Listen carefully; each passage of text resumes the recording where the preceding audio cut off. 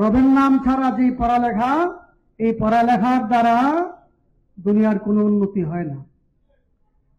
আল্লাহর নামে পড়ব, রবের নামে পড়ব। কি পড়ব? কি পড়ব? মুসলমানদের পড়াটা কি? ইয়াতলু আলাইহিম আয়াতি, 1 নম্বর কোরআন তেলাওয়াতের পড়া। ওয়ায়ুযাক্কিহিম 2 নম্বর নৈতিকতা, আত্মশুদ্ধির পড়া। নৈতিকতার শিক্ষা, আত্মশুদ্ধির শিক্ষা ছাড়া কোন শিক্ষা মুসলিম জাতির হতে পারে না।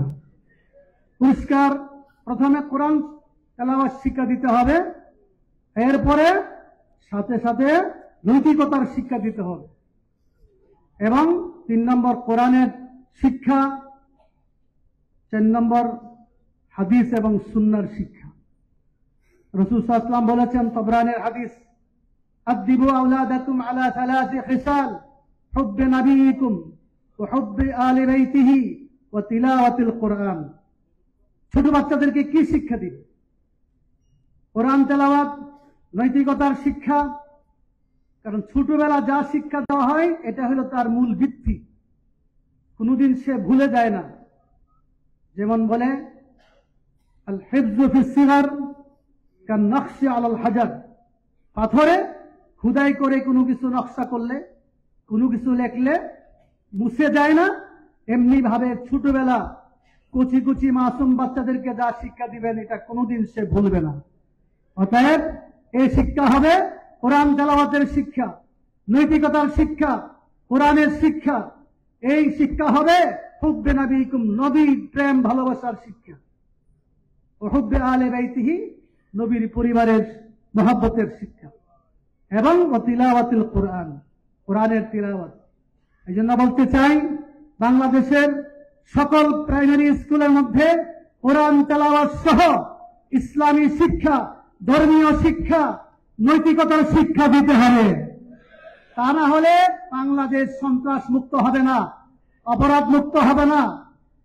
গান বাজনা শিক্ষা দিলে অপরাধ সমাজে বাড়তেই থাকবে, বাড়তেই থাকবে।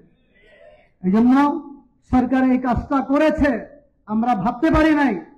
গান, নাচ গানের শিক্ষক নিয়োগ দিবে, আর লক্ষ লক্ষ উলামায়ে কেরাম, হেফাজতে ইসলাম, বেফাকুল মাদারিস, হায়াতে ওলিয়ার দাবি, অনেক দিন যাবৎ দাবি, প্রাইমারি স্কুলের মধ্যে নৈতিকতার শিক্ষা তথা ধর্মীয় শিক্ষক নিয়োগ দেওয়া।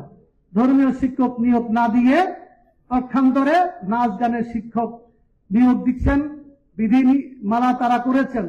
আমরা আজকে এই সেমিনার থেকে পরিষ্কার জানাই দিতে চাই, নাচ গানের শিক্ষকের সিদ্ধান্ত প্রত্যাহার করতে হবে, বাতিল করতে হবে। ধর্মীয় শিক্ষক নিয়োগ দিতে হবে।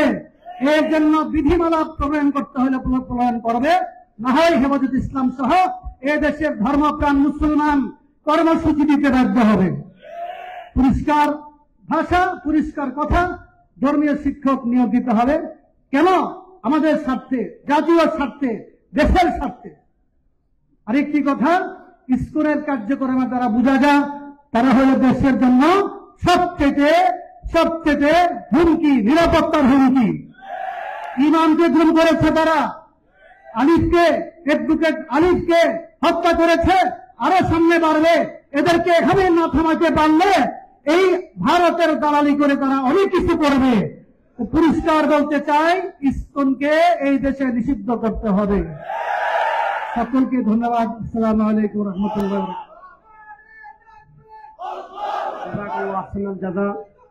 এ পর্যায়ে আমাদের সামনে অত্যন্ত গুরুত্বপূর্ণ বক্তব্য রাখবেন